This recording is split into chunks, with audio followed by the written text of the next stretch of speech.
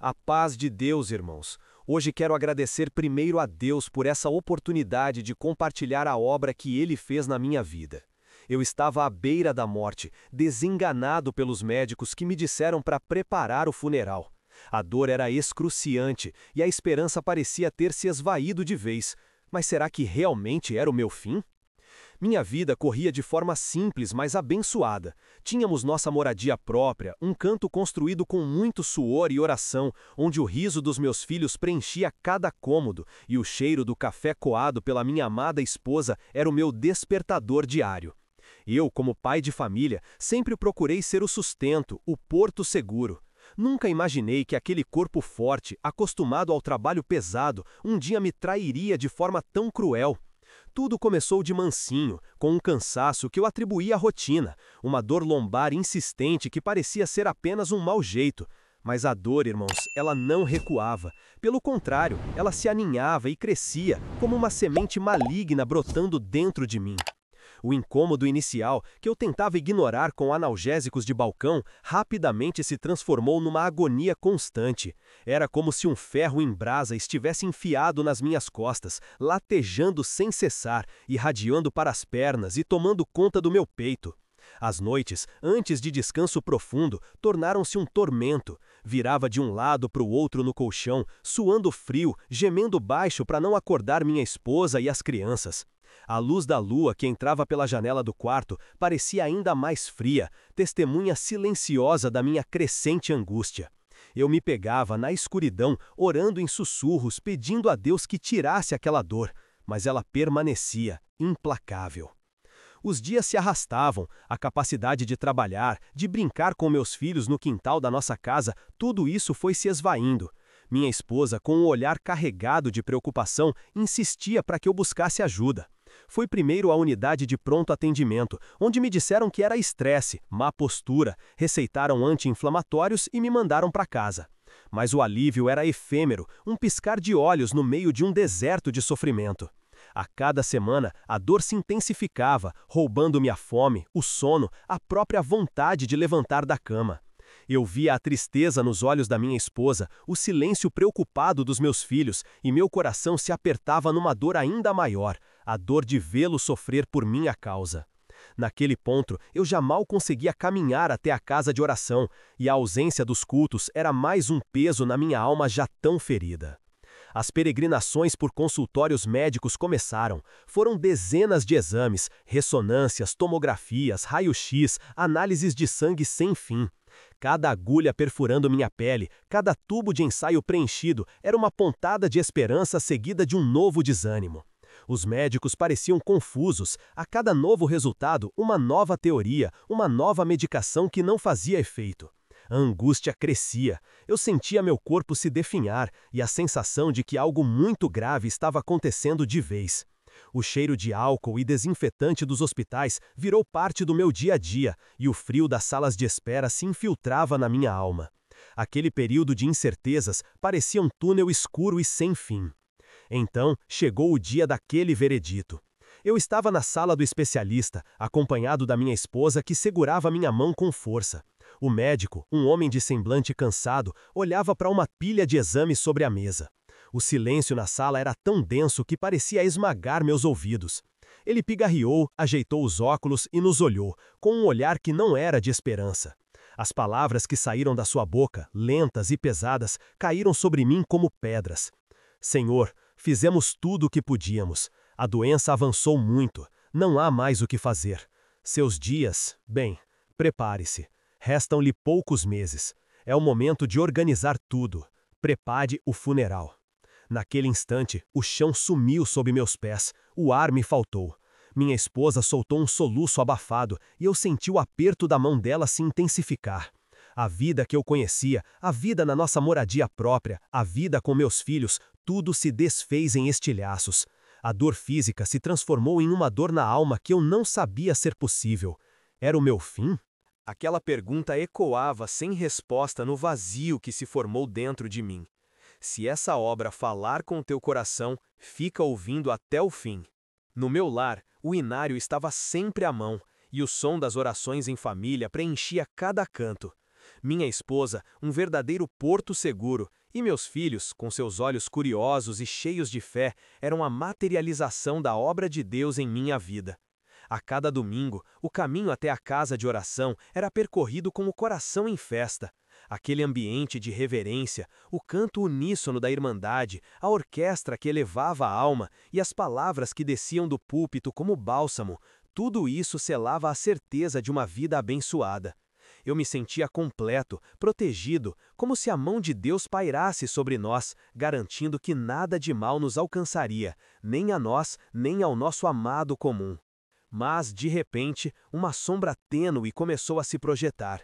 Não era visível aos olhos de ninguém, nem mesmo aos meus no início, mas era sentida, como um peso sutil que me acompanhava. Um cansaço diferente, que não se dissipava com o repouso. Eu o atribuía ao ritmo intenso do trabalho, às preocupações diárias de um provedor de família. É só uma fase, eu pensava. Deus vai afastar todo o mal. Mas por trás da minha fé inabalável, a inquietude começava a tecer sua teia, quase imperceptível, como a névoa que se forma antes do sol nascer por completo. Aquela fadiga se tornou uma constante incômoda. Pontadas inesperadas surgiam, dores que eu nunca havia sentido antes, sem uma causa aparente. Eu me pegava mais calado, observando meus filhos brincarem com uma leve melancolia, e me esforçava para disfarçar para minha amada esposa, cujos olhos perspicazes já notavam algo de diferente em meu semblante. Eu sorria, forçando uma normalidade que já não sentia, tentando dissipar qualquer preocupação que pudesse surgir nela, mesmo sabendo que era inútil. Em oração, pedi a Deus que me desse força e saúde, mas a semente de que algo não estava certo já estava lançada em meu coração, e eu sentia um peso crescente sobre os ombros, o medo de não ser forte o suficiente para manter a vida certa intacta. Até mesmo nos momentos mais sagrados, como durante o culto oficial, um arrepio gelado que não vinha da presença divina me percorria a espinha ao som de um hino que falava de provações, um prenúncio que eu tentava ignorar. Eu lutava contra esses pensamentos, tentando afogá-los na palavra, na comunhão com a irmandade. Mas o corpo, antes tão robusto e vigoroso, agora parecia ter uma linguagem própria de desconforto e fraqueza, uma voz silenciosa que clamava por atenção. Eu sentia que aquela vida certa, tão bem estruturada na fé, estava prestes a ser chacoalhada por uma força que eu ainda não podia nomear, uma tempestade que se anunciava no horizonte, e eu nem imaginava a dimensão dessa prova que se aproximava. Eu sentia o peso dos dias se acumulando, a fadiga que teimava em se instalar nos ossos e na mente, mas a fé me impulsionava a seguir em frente, crente de que o Senhor me sustentaria em cada passo. No entanto, enquanto eu persistia em ignorar os sinais do corpo, concentrado em não falhar nem no sustento da minha família, nem no meu serviço à casa de oração, um outro anseio começou a germinar no meu coração. Eu via meus filhos crescendo, com sonhos e necessidades que pareciam se expandir a cada dia. Queria dar a eles um futuro mais seguro, mais próspero, sem as privações que eu mesmo enfrentei em outros tempos.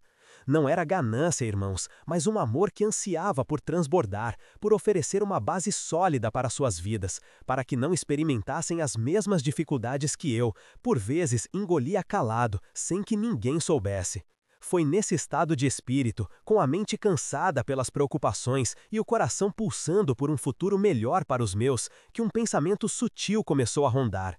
As redes sociais, o celular que carregamos no bolso, tantas vezes nos mostram caminhos que parecem atalhos, soluções rápidas para anseios profundos.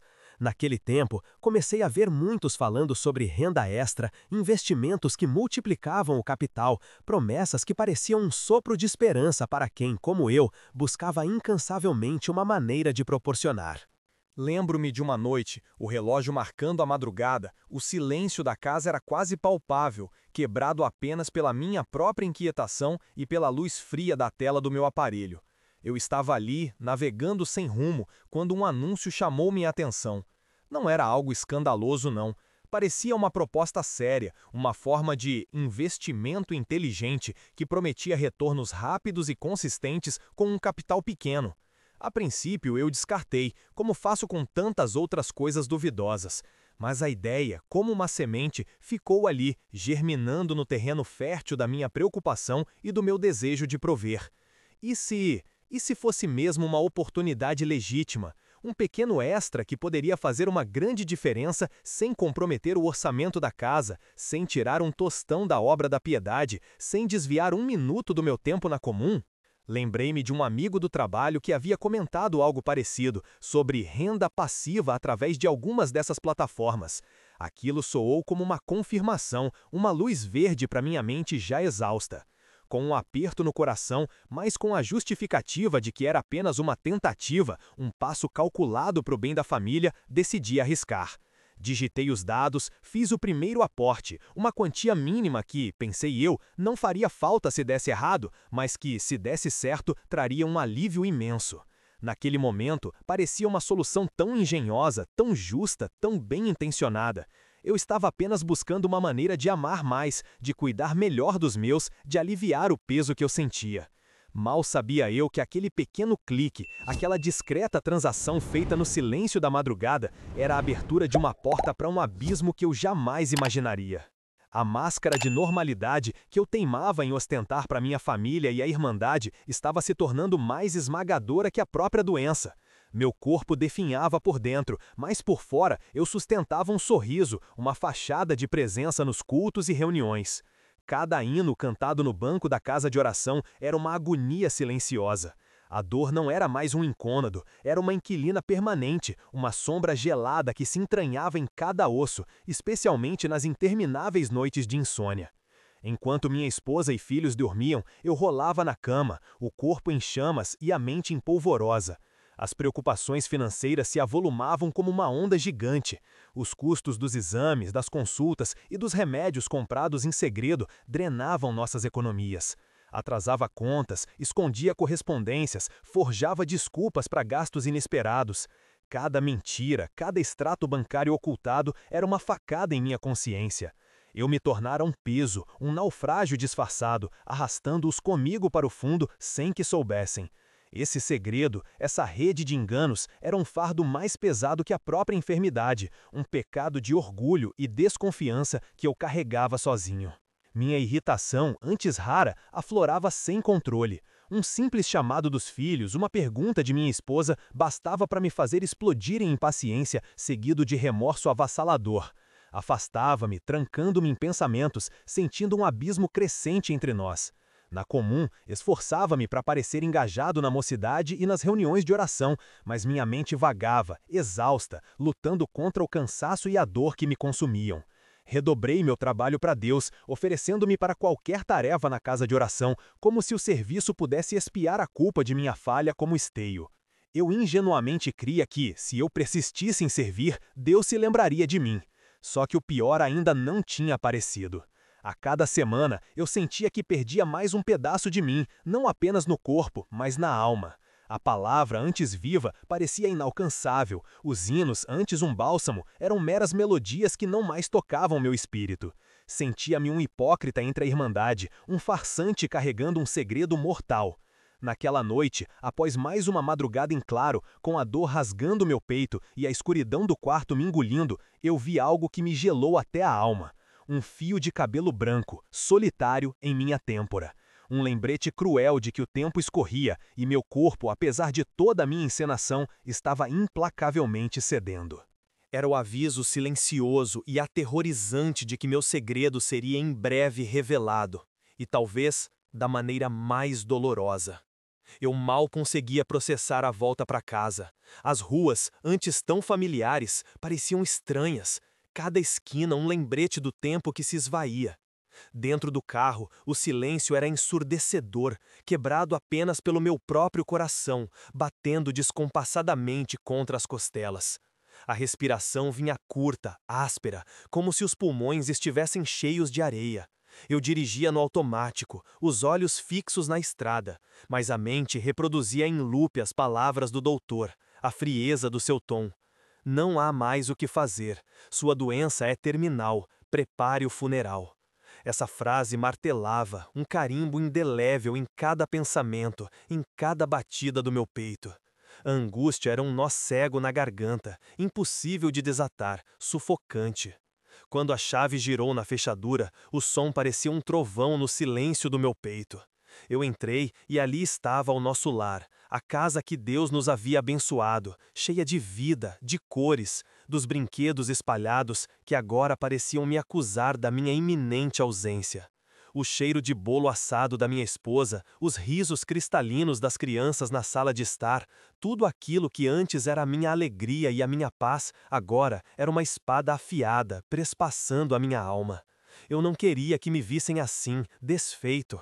Tentei um sorriso forçado quando minha esposa veio ao meu encontro, os olhos cheios de preocupação, perguntando como havia sido no hospital. Sua voz, doce e amorosa, era um eco distante, e eu mal consegui murmurar um "tudo bem", que soou oco e falso até para os meus próprios ouvidos. Eu sabia que não estava tudo bem. Nada estava. Cada fibra do meu ser gritava a verdade terrível. Eu me arrastei até o nosso quarto, buscando um refúgio daquele olhar questionador, daquela inocência dos meus filhos que eu sentia que não conseguiria proteger por muito mais tempo. A porta se fechou atrás de mim, mas não o peso da realidade.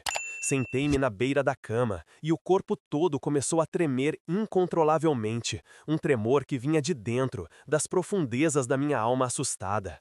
As mãos, que antes manejavam ferramentas e acariciavam meus filhos, agora estavam frias e úmidas, sacudindo como folhas ao vento.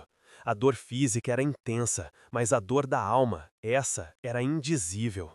Naquele quarto, que já fora testemunha de tantos momentos de alegria, de oração, de planos em comum, eu desabei. As imagens dos meus filhos pequenos, sorrindo e correndo, se misturavam com o rosto da minha esposa, a força dela, a fé que sempre a movia. Como ela cuidaria de tudo, como eles cresceriam sem o pai.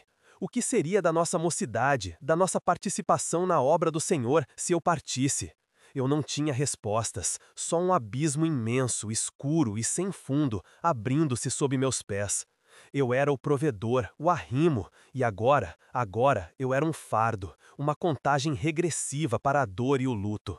O choro veio então, não um choro silencioso, mas um gemido profundo, visceral, que parecia arrancar pedaços de mim.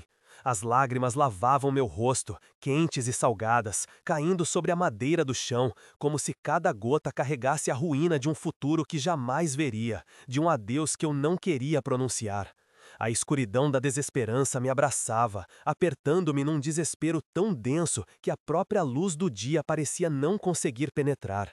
Naquele momento, eu não via saída. Eu estava encurralado, com o veredito da medicina ecoando, selando meu destino e o de toda a minha família. Após a visita do ancião no hospital, a palavra de Romanos 8:28 foi como um orvalho suave sobre a minha alma ressecada. Senti uma faísca, uma chama tímida reacender, mas o corpo continuava a definhar, um lembrete cruel do desengano médico.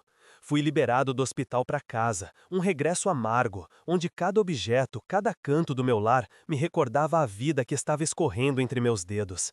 A cada dia, a força me abandonava um pouco mais, e a dor, uma companhia constante, parecia se aprofundar nos meus ossos. Minha esposa, porém, com uma fé inabalável, não me deixou sucumbir àquela escuridão. Precisamos ir à casa de oração, ela dizia, com uma voz que parecia tirar a própria força de Deus. Precisamos do bálsamo da palavra, do consolo da irmandade. A ideia de sair da cama, de me vestir, de enfrentar a jornada até a comum, parecia uma montanha intransponível. Cada movimento era uma tortura, um atestado da minha fragilidade. Mas a insistência dela, cheia de amor e esperança, era mais forte que o meu cansaço, que a minha dor. Com esforço sobre-humano e o apoio firme dela, que parecia ter a força de 10 homens naqueles dias, consegui me aprontar. A viagem de carro até a casa de oração foi uma eternidade. Cada solavanco me arrancava um gemido silencioso. Meu corpo britava por repouso, mas a alma, mesmo ferida, buscava um alento, uma resposta. Quando finalmente chegamos à comum, fui amparado até um dos bancos de madeira, onde me recostei, exausto, observando o ambiente que tanto amava. O murmúrio da irmandade, a luz suave que entrava pelas janelas, o cheiro familiar de madeira e inários. Tudo ali era um contraste violento com um turbilhão dentro de mim. O sofrimento físico era uma prisão, mas ali, naquele lugar sagrado, havia uma promessa de liberdade. A orquestra começou a afinar os instrumentos, e cada som, cada nota, parecia tocar diretamente na minha ferida, preparando o terreno para algo mais profundo. O hino de abertura começou, e a orquestra, com sua melodia grandiosa, encheu o salão. Era o hino 321 do nosso inário, Consolação. As primeiras estrofes foram como flechas diretas ao meu coração. Consolação para ti que choras, consolação para teus males sem fim. No Mestre Divino o bálsamo achas, vem dele a doçura que inunda o teu ser. Eu mal conseguia segurar as lágrimas, que agora não eram só de dor, mas de um reconhecimento profundo. Era Deus falando comigo através daquela melodia, daquelas palavras que pareciam ter sido escritas para mim naquele exato momento. O som da orquestra me envolvia como um abraço invisível, e por um instante o peso do meu corpo pareceu diminuir. Em seguida, um dos irmãos cooperadores subiu ao púlpito.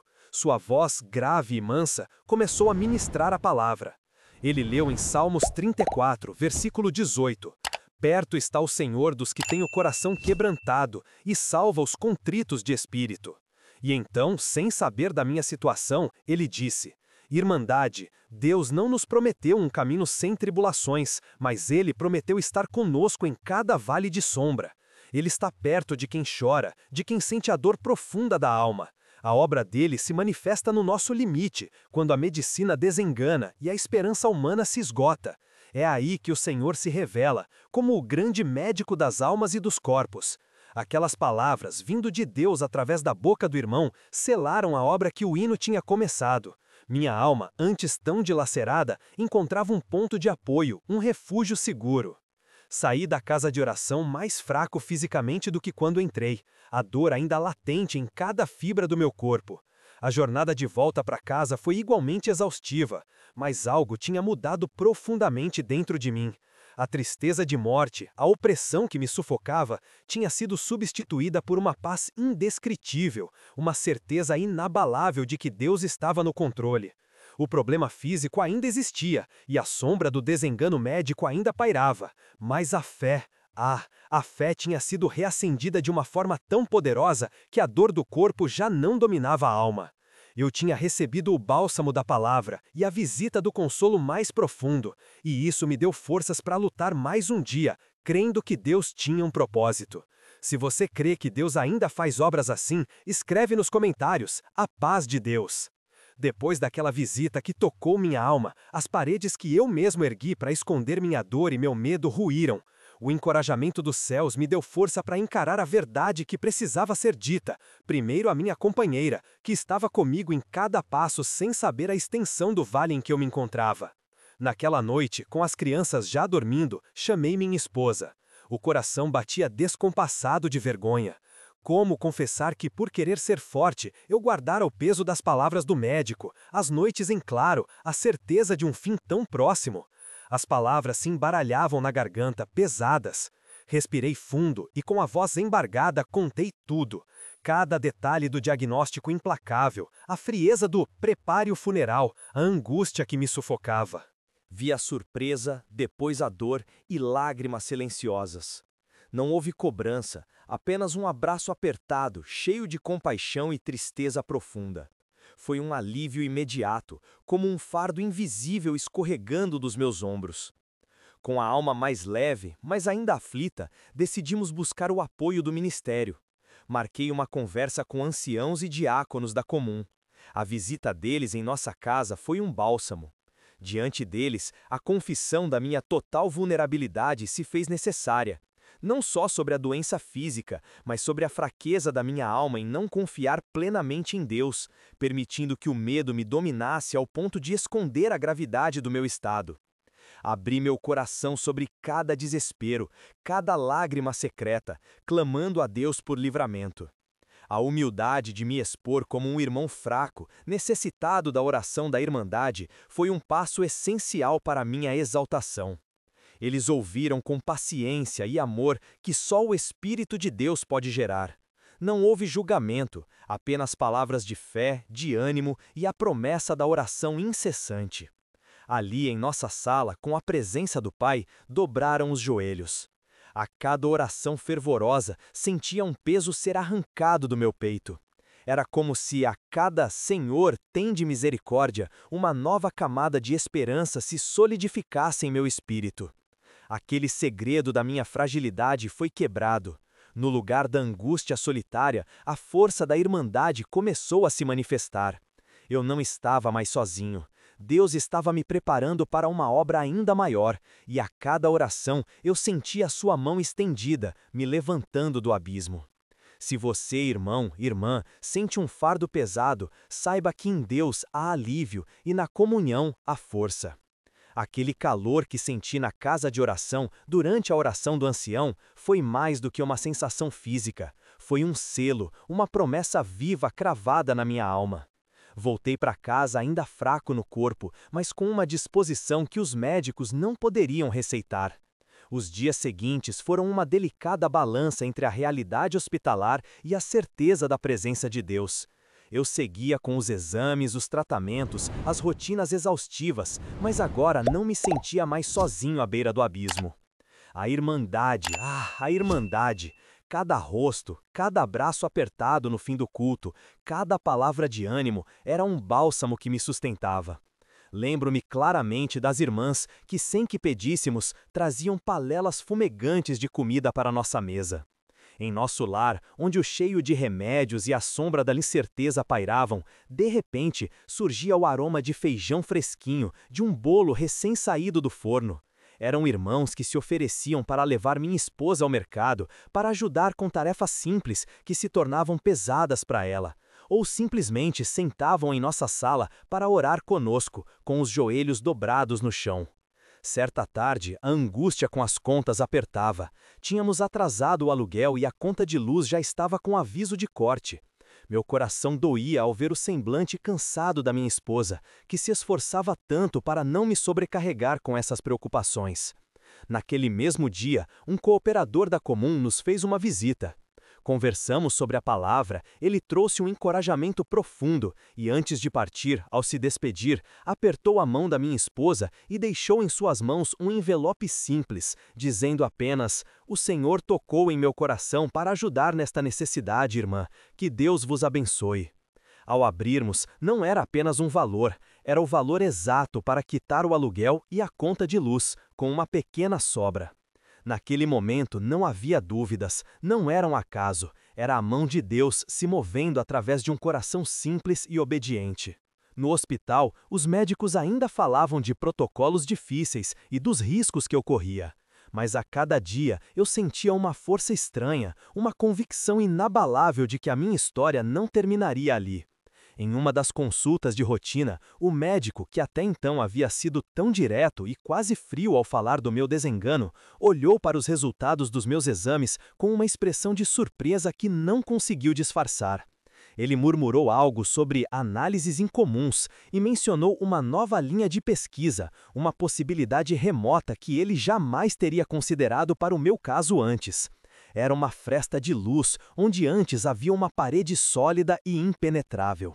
As orações na casa de oração, as madrugadas em claro da minha esposa, os jejuns dos meus filhos, tudo parecia se transformar em um cerco espiritual poderoso em meu favor. Cada pequena melhora nos exames, ainda que sutil demais para a lógica médica, era para mim um novo versículo, uma nova palavra de vida. A ciência, com todo o seu rigor, começava a ser confrontada por algo que não podia medir nem explicar. E eu, desenganado pelos homens, sentia a vida pulsar novamente em minhas veias, pela graça do Deus Altíssimo. A paz de Deus, irmãos. Hoje quero agradecer primeiro a Deus por essa oportunidade de compartilhar a obra que Ele fez na minha vida. Os dias após a alta hospitalar foram de pura gratidão. Eu voltava para casa não como paciente desenganado, mas como um homem ressuscitado pela mão de Deus. Minhas filhas corriam para me abraçar, e o sorriso da minha esposa irradiava uma paz que só o Senhor poderia restituir. A dor que por tanto tempo me dilacerou, aquela angústia que parecia me sufocar, desapareceu. Foi como se as trevas tivessem sido varridas por uma luz potente, deixando apenas a suavidade da graça divina.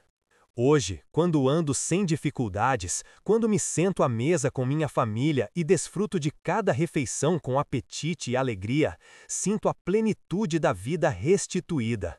Pude retornar ao meu trabalho com energia renovada, algo que os médicos jamais poderiam prever. E não foi só o corpo restaurado. Deus, em sua infinita misericórdia, também arrumou o que parecia irremediável nas finanças. As dívidas que se acumulavam, as cobranças que tiravam meu sono, tudo foi se desfazendo. Portas se abriram, recursos inesperados surgiram, e em pouco tempo, meu nome, antes manchado, estava limpo, livre de qualquer peso. Era a prova que Deus não apenas cura o corpo, mas restaura a vida por completo, da raiz à ponta. Aquele lar que esteve envolto na incerteza, agora é um santuário de paz e risos. Ouvir minhas filhas brincando, ver minha esposa tranquila ao meu lado, são milagres diários que se somam à grande obra. E a casa de oração? Ah, a casa de oração! Voltar a sentar naquele banco de madeira, abrir o inário, cantar com a irmandade, sentir o Espírito Santo na oração, é uma alegria indescritível. Não há como descrever a emoção de ouvir a palavra no culto oficial, sabendo que eu poderia não estar ali, mas Deus me concedeu o privilégio de servir e congregar. Cada nota da orquestra ressoa como um hino de vitória em meu coração, e cada "a paz de Deus" que troco com os irmãos é carregado de um novo significado. O desespero daquele dia no consultório, quando o doutor me olhou com piedade e proferiu as palavras mais duras, "prepare o funeral", ecoa hoje como um testemunho da soberania de Deus. Onde a ciência humana via o fim, o Senhor operou um novo começo. Eu era para ser uma estatística, um diagnóstico sem esperança, mas sou um milagre vivo. Minha vida hoje é um cântico à fidelidade de Deus, uma prova de que para Ele nada é impossível. Se essa obra fala com o teu coração, e se você crê que Deus ainda faz obras assim, escreve nos comentários, irmãos. A glória é toda do Senhor. Depois de tudo o que vivi, com a morte batendo à porta e a ciência se calando, eu aprendi que a nossa vida não está nas mãos do homem, mas nas mãos do Altíssimo. A medicina é um dom, sim, e nos ampara, mas o milagre, irmãos, é obra exclusiva de Deus. Eu vi o poder da oração da Irmandade, as súplicas que subiram por mim nas casas de oração, e senti a mão do Senhor me arrancando do abismo. Cada novo amanhecer é um hino de louvor, um testemunho vivo. Não há dor que Deus não cure, nem impossível que Ele não reverta. Ele me mostrou que seus planos são maiores e que a nossa fé deve ser inabalável, não importa o diagnóstico ou a tempestade. Ele é o nosso refúgio e fortaleza, e a Ele seja toda a glória. Eu agradeço a Deus por cada um que ficou comigo até aqui, ouvindo a obra que o Senhor me concedeu para o testemunho de seu grande poder. Que a sua fé seja renovada e que você jamais desista de buscar ao Senhor, porque para Deus não há impossíveis e Ele pode fazer infinitamente mais do que pedimos ou pensamos, basta crer. Se essa obra tocou o teu coração e te deu um novo alento, escreve um "A Paz de Deus" nos comentários. E se você deseja ouvir outra obra tremenda que mostra o poder de Deus em um culto, não deixe de assistir ao vídeo "A Organista Parou de Tocar". A glória foi tanta que o inário caiu da mão e a igreja estremeceu. Tenho certeza que será de grande edificação para a sua alma.